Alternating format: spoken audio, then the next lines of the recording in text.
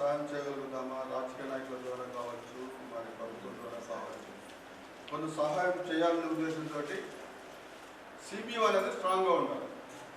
ఏంటంటే మేము back seat driving చేయదలుచుకోలేదు. వెనక సీట్లో కూర్చొని ముందు గైడెన్స్ ఇవ్వటము, ఆ డ్రైవర్ నడపడం అట్లా కాకుండా వీళ్ళే ముందు సీట్లోకి వచ్చి మరి డ్రైవింగ్ చేసే విధంగా ఇండిపెండెంట్గా మరి సిబిఓని ఎన్రిచ్ చేయాలనుకుంటున్నాం. అందులో భాగంగా మన దగ్గర చాలామంది నెట్వర్క్ ఆపరేటర్స్ ఉన్నారు. అందులో దాదాపుగా 160 మందిని మనం ఐడెంటిఫై చేసినాం. దాదాపుగా ఈరోజు 20 మంది నెట్వర్క్ ఆపరేటర్స్ మన మధ్యలో ఉన్నారు. వాళ్ళు కూడా చాలా సమస్యలు ఉన్నాయి. ఎందుకంటే ఇప్పుడు సుప్రీంకోర్టు ఏం చెప్తుందంటే ప్రతిసారి కూడా వ్యభిచారం అనేది నేరం కాదు అని చెప్తుంది. కానీ మనం రోజు పేపర్లో చూస్తూనే ఉన్నాము, ఏదో ఒక మూల ఏదో ఒక వ్యభిచారం గృహాల మీద దాడి జరగడం, మరి వాళ్ళని ఇబ్బంది పెట్టడం అనేది జరుగుతూ ఉంటుంది. కాబట్టి ఈ నెట్వర్క్ ఆపరేటర్స్ ఎవరైతే ఉన్నారో మరి వాళ్ళ హక్కులు కూడా ఉంటాయి. కాబట్టి వాళ్ళ హక్కులు, వాళ్ళ సమస్యలు ఏమున్నాయో అవన్నీ తెలుసుకొని వాళ్ళ హక్కుల కోసం కూడా మనం పనిచేయాలి. ఇప్పటివరకు ఏం జరుగుతుందంటే మరి మేనేజ్మెంట్ స్థాయిలో అంటే పీడీ స్థాయిలో ఆపరేటర్స్తో మాట్లాడటము, పిఓ కానీ లేకపోతే ఇంకెవరైనా విజిటర్స్ వచ్చినప్పుడు కొంతమంది నెట్వర్క్ ఆపరేటర్స్తో మాట్లాడటం జరిగేది. ఇప్పుడు ఒక స్పెసిఫిక్ ప్లాన్, స్ట్రాటజిక్ ప్లాన్ కూడా డెవలప్ చేయాలనుకుంటున్నాము. నెట్వర్క్ ఆపరేటర్స్ అందరూ కూడా ఈ బోర్డులోకి తీసుకొచ్చి వీళ్ళను కూడా సిబిఓలో కొంతమందినన్నా సభ్యులుగా ఉంచి సిబిఓని ఒక సమర్థవంతంగా నిర్వహించే విధంగా పనిచేయాలనుకుంటున్నాం. అందులో భాగంగానే మరి ఈరోజు మనం ఇద్దరు ప్రత్యేక ఆహ్వానితులు కూడా పిలవడం జరిగింది. వరలక్ష్మి గారు టీఎస్ఆర్సీ కౌన్సిలర్, అదేవిధంగా శ్రవంతి ఎస్ఎస్కే కోఆర్డినేటర్, అదేవిధంగా మన పిఎం బాలరాజు, మోనిక, అన్విత అండ్ విజయ్, వీళ్ళందరూ మరి సమావేశానికి రావడం ఏంటంటే వ్యభిచారం నేరం కాదు అంటుంది. సో ఈ కాంట్రడిక్టరీ ఇష్యూస్ నుంచి వాళ్ళకు కొంత సహాయం చేయాలి. మరి ఇష్యూస్ని మరి పై అధికారుల వరకు కూడా తీసుకుపోవాలి. వాళ్ళ హక్కులు కూడా భంగం కలగకుండా చూడాల్సిన బాధ్యత మన మీద ఉంది. కాబట్టి మరి ఈరోజు నెట్వర్క్ ఆపరేటర్స్ని మనం ఇన్వాల్వ్ చేయడం జరిగింది. వాళ్ళు రావడం కూడా జరిగింది. మరి ముఖ్యంగా నెట్వర్క్ ఆపరేటర్స్ అందరూ కూడా నేను ప్రత్యేకంగా ధన్యవాదాలు తెలియజేస్తున్నాను. ఫస్ట్ 5 minutes ఎవరు భయపడిన అవసరం లేదు. మీ పేర్లు కానీ మీ ఫోటోలు కానీ పేపర్లో కానీ మీడియాలో వస్తాయని భయపడిన అవసరం లేదు. మీకు ఏదైనా ఇష్యూస్ ఉంటే మీరు మాట్లాడండి, దాన్ని రికార్డ్ చేస్తాము. మేమైతే అనుకుంటున్నాం కదా ఏంటంటే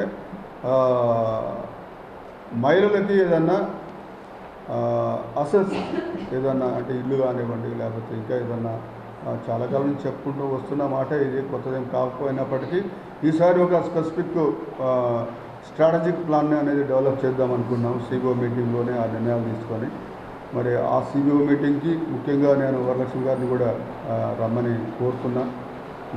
మా సిబిఓ మీటింగ్ గత సంవత్సరం డిసెంబర్ అంటే 2023 డిసెంబర్లో సమావేశం ఏర్పాటు చేయడం జరిగింది. అప్పుడు ఒక సిబిఓ కమిటీని కూడా మనం ఎన్నుకోవడం జరిగింది. సో అది అంత యాక్టివ్గా అనిపించలేదు నాకు. సో ఎందుకంటే కనీసం వీళ్ళు 2 నెలలకు ఒకసారి 3 నెలలకు ఒకసారి ఎక్కడో కూర్చొని ఈ ఇష్యూని మనం సార్ దగ్గర తీసుకుపోదామని కనీసం మీరు మాట్లాడుకునే వాళ్ళు ఉంటే బాగుంటుంది. ఎవ్రీ 2-3 monthsకి ఒకసారి మీటింగ్ జరగాల రెగ్యులర్గా. సో ఒక కాంక్రీట్ ప్లాన్ తోటి మనం అందరం కూడా కలెక్టర్ని కలవాలనుకున్నాము. పోయినసారి యాక్చువల్గా నేను జనవరిలోనే ప్లాన్ చేసినాము. నాకు ఒక మీడియా మిత్రుడు కూడా సహాయం చేస్తా అన్నాడు, రండి సార్ నేను కూడా వస్తాను మీతో పాటు, మనం కలెక్టర్ గారిని కలుస్తాము. ఎవరైనా బాగా పూరెస్ట్ ఆఫ్ ద పూర్ మహిళలు ఉంటే వాళ్ళ కోసం కొన్ని స్కీమ్స్ గురించి మాట్లాడదాం. అందులో ముఖ్యంగా ఇల్లు, లోను, సో అట్లాంటి నుంచి మేము రిప్రజెంట్ చేద్దాం అనుకున్నాము. సో అది జరగలేదు. బికాస్ నేను లాస్ట్ వీక్ అంతా కూడా ఆల్మోస్ట్ ఢిల్లీ వెళ్ళటము, బెంగళూరు వెళ్ళటము, నేను దాదాపు 10 రోజుల వరకు నేను అవుట్ ఆఫ్ స్టేషన్లో ఉన్నాను కాబట్టి కుదరలేదు. సో సిబిఓ మీటింగ్ అయిపోయిన తర్వాత, సిబిఓ మీటింగ్ 15వ తారీఖు ఉంది, నెక్స్ట్ సాటర్డే ఉంది. సాటర్డే మీటింగ్ అయిపోయిన తర్వాత మనం మండే రోజు కలెక్టర్ దగ్గరికి వెళ్ళడానికి ప్రయత్నం చేస్తాము. సో కలెక్టర్ గారి దగ్గరగా ఇష్యూస్ అన్నీ పెడదాం. మీరు మాట్లాడినా ఎవరైతే నెట్వర్క్ ఆపరేటర్స్ మాట్లాడతారో మాకు అది కావాలి, మాకు ఇది ఉండాలి, మాకు ఇట్లా ఉండాలి, మా రైట్స్ ఇవి అని చెప్పేసి మీరు ఏదైనా మాట్లాడితే ఆ రైట్స్ ప్రొటెక్షన్ గురించి కూడా కలెక్టర్ గారికి ఒక రిప్రజెంటేషన్ చేయాలని అనుకుంటున్నాను. సో కాబట్టి మీరు ఒక 15 నిమిషాలు మీరు మాట్లాడి మీ విషయాలు ఏమైనా ఉంటే మేము రికార్డ్ చేసుకుంటాము. దాన్ని మేము మా యాక్షన్ ప్లాన్లో ఇంక్లూడ్ చేసుకుంటాం. ఓకేనా? రమాబాయ్ మాట్లాడవచ్చు. రమ వెళ్ళిపోయిందా? రమ ఉంది. రమ ఇష్యూస్ అన్నీ కూడా వ్యాలిడ్ ఇష్యూసే. నువ్వు మాట్లాడింది కూడా వ్యాలిడ్ ఇష్యూసే. కొంచెం మీకు ఆవేశం ఎక్కువ ఈ జరీనాకి. సో మిగతా అన్నీ ఓకే.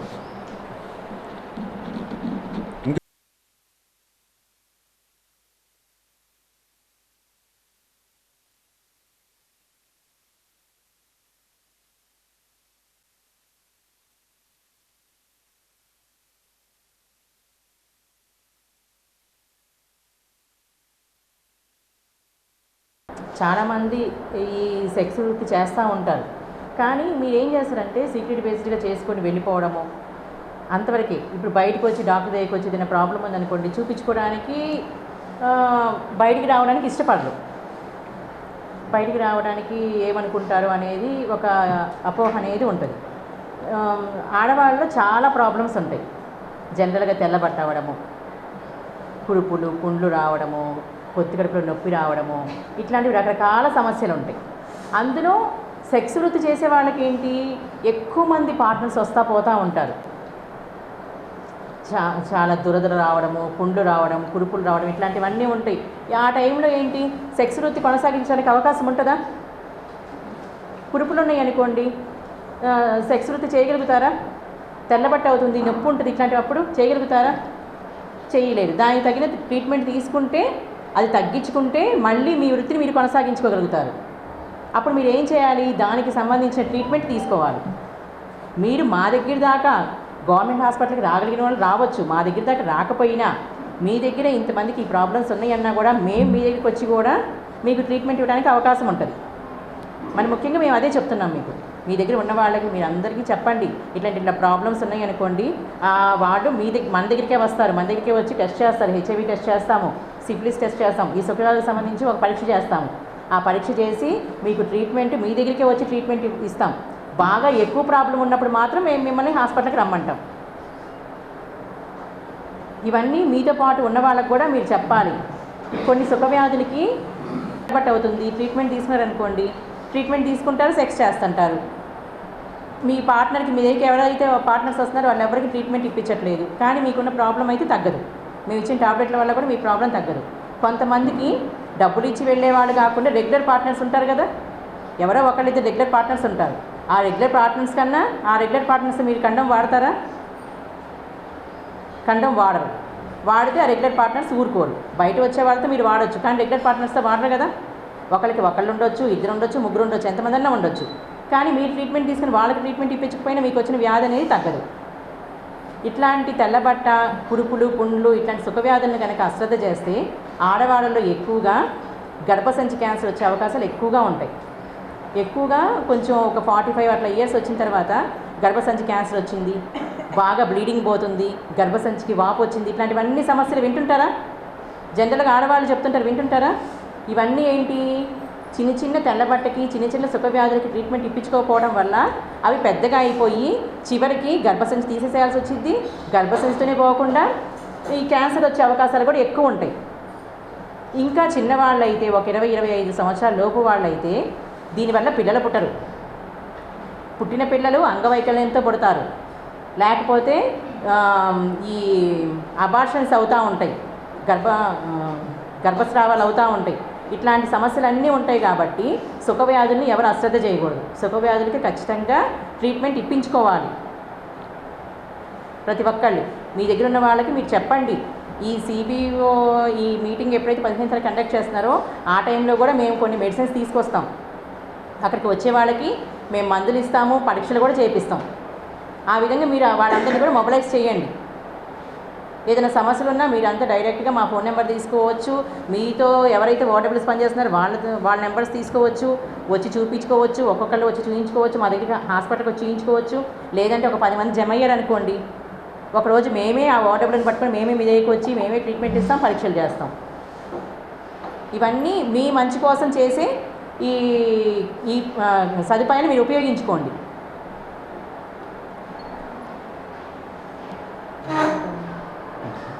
సర్వీసెస్ ఉన్నారు మేడం, మీరు ఒక 10 మంది ఉన్నారంటే మీరు రానవసరం లేదు, మేమే మీ దగ్గరకు వస్తాము, పరీక్షలు చేస్తాము. ఇబ్బందులు ఉంటే మేము మందులు ఇస్తామని కూడా చెప్తున్నాం. సో కాబట్టి మీరు ప్రతి ఒక్కరు దీన్ని సద్వినియోగం చేసుకోండి. ప్రతి ఒక్కరు కూడా మీకు మీ మీద ఎవరైతే నమ్ముకొని మీతో ఉంటున్నారో మీతో సహవాసం చేస్తున్నారో వాళ్ళకి ఎవరికి కూడా అనారోగ్యం గురి కాకుండా చూడాల్సిన బాధ్యత మీ మీదే నెట్వర్క్ ఆపరేటర్స్ మీదే ఉంటుంది. నెట్వర్క్ ఆపరేటర్స్ మీరు తప్పకుండా వాళ్ళు చాలాసార్లు ఒక హాస్పిటల్కి రావడానికో లేకపోతే బయటికి రావడానికో లేకపోతే వేరే వాళ్ళతోటి మా అవుట్రీచ్ వర్కర్స్ తోటి బయటికి పోవడానికి ఇష్టపడకపోవచ్చు. సో వాళ్ళు వాళ్ళ ఏదైతే వివరాలు ఉన్నాయో గోప్యంగా ఉంచాలనుకుంటారు. సో కాబట్టి మీరందరూ కూడా వాళ్ళని మీ దగ్గరనే ఒక దగ్గర కూర్చోబెట్టండి. మేడం వాళ్ళు వస్తారు, మీకు అక్కడ పరీక్షలు చేస్తారు, అందుకు కావాల్సిన మందులు కూడా ఇవ్వడం జరుగుతుంది. సో ఇది మీరందరూ ఉపయోగించుకోవాలని కోరుకుంటున్నాను. సో ఈ కార్యక్రమంలో పాల్గొంటున్న శ్రవంతిని మాట్లాడాల్సిందిగా కోరుతున్నాను. గుడ్ ఆఫ్టర్నూన్ అందరికీ. Sir good afternoon.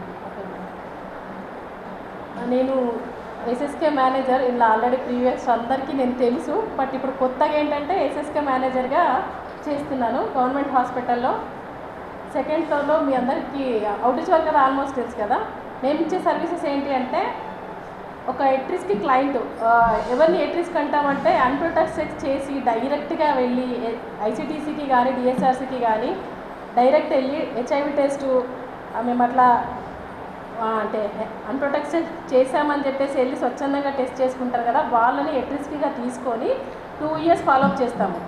ఒక కేసుని 2 years, అది ఎలా అంటే ఫస్ట్ 3 monthsకి, తర్వాత 6 monthsకి 3 times 2 years ఫాలోఅప్ చేస్తాము. ఆ 2 yearsలో గవర్నమెంట్ హాస్పిటల్లో ఎన్ని అంటే ఓన్లీ హెచ్ఐవికే రమ్మంటే రారు కదా, హెచ్ఐవి టెస్ట్కి ఆర్పిఆర్ టెస్ట్కి రమ్మంటే రారు. కాబట్టి వాళ్ళని ప్రతి ఒక్కరిని అదర్ సర్వీసెస్ మన గవర్నమెంట్ హాస్పిటల్లో ఎన్ని డిపార్ట్మెంట్స్ ఉన్నాయో ఆల్ డిపార్ట్మెంట్స్కి సంబంధించిన ఆ సర్వీసెస్ ఎప్పుడు వాళ్ళకి ఏ అవసరం ఉన్నా కూడా వాళ్ళకి ఓపీ తీయించిన దగ్గర నుంచి సర్వీసెస్ ఇప్పించి మెడిసిన్స్ కూడా ఇప్పించి పంపించడం జరుగుతుంది. మా దగ్గర వచ్చేసి అవుట్రీచ్ వర్కర్స్ 2 ఉంటారు.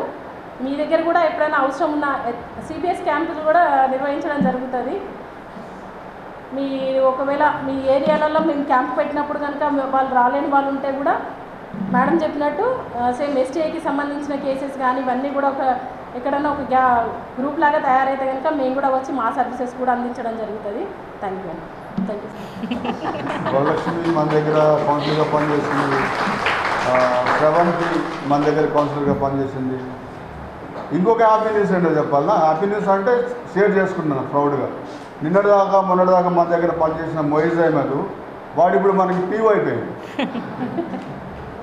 క్లస్టర్ ప్రివెన్షన్ ఆఫీసర్ అయిపోయాడు. నిన్నే ఫోన్ చేశాడు, సార్ నాకు జాబ్ వచ్చింది, నేను 2 జిల్లాలు ఇన్ఛార్జ్ సార్ అని. ఇక ఇక అంటే so what I'm telling is that నేర్చుకోవడానికి స్కోప్ ఉంది మన దగ్గర, నేర్చుకోండి. ప్రతి ఒక్కరు కూడా నేర్చుకోవడానికి స్కోప్ ఉంది. సో నేను ఒక ప్రొఫెషనల్ సోషల్ వర్కర్గా సంస్థను ఏర్పాటు చేసిన.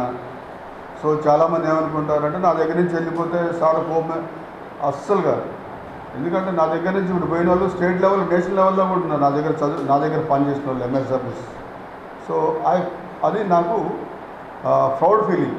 సో వీళ్ళిద్దరు కూడా మన ప్రోడక్టే, మరి వాళ్ళు ఇంత మంచి సర్వీసెస్ మీకు ఇస్తామన్నప్పుడు తప్పకుండా ముఖ్యంగా నెట్వర్క్ ఆపరేటర్స్ అందరూ కూడా సద్వినియోగం చేసుకోండి. రేపు రాబోయే సిబియు మీటింగ్లో మీకు సరి అయిన హెచ్ఆర్జీని తీసుకురండి. ఒక కాలివర్ ఉన్న కమిటీని, సిబిఓ కమిటీని ఎన్నుకుందాం. ఆ కమిటీ ద్వారా మనం కొన్ని బెనిఫిట్స్ ఈ సంవత్సరం తప్పకుండా అనుకున్నాను. ఎట్టి పరిస్థితుల్లో రాబోయే 25-26 సంవత్సరంలో కొంతమందికైనా బెనిఫిట్స్ ఇవ్వాలి. అది ఇల్లు కావచ్చు, లోన్ కావచ్చు, శిక్షణ కావచ్చు, లేకపోతే ఇంకా ఏదైనా కావచ్చు, బట్ ఇవ్వాల్సిందే అని చెప్పేసి నిర్ణయం తీసుకోవడం జరిగింది. సో ఆ వైపు కూడా మనం ప్రయత్నాలు చేద్దాం. ఇదంతా కూడా ఎప్పుడు జరుగుతుంది అంటే కమ్యూనిటీ స్ట్రాంగ్గా ఉన్నప్పుడు. కమ్యూనిటీ స్ట్రాంగ్గా ఉంటే, కమ్యూనిటీలో యూనిటీ ఉంటే, కమ్యూనిటీలో కలెక్టివిటీ ఉంటే ఇవన్నీ జరుగుతానికి అవకాశం ఉంటుంది. కాబట్టి రాబోయే సిబిఓ మీటింగ్కి మరి మీరు ప్రతి ఒక్కరు కూడా మీ సరైన హెచ్చరికలు తీసుకురండి. ముందే ఓరియంటేషన్ చేయండి. ఎవరైనా నిజంగా కూడా డైనమిజం ఉంది, వీళ్ళు డైనమిక్గా మాట్లాడగలుగుతారు, వాళ్ళ ఇష్యూస్ మీద వాళ్ళకి అవగాహన ఉంది అనుకున్న వాళ్ళని తప్పకుండా మీరు ప్రమోట్ చేయండి, సీఈఓలకు తీసుకురండి వాళ్ళందరినీ కూడా.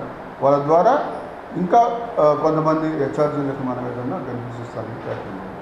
Okay, thank you.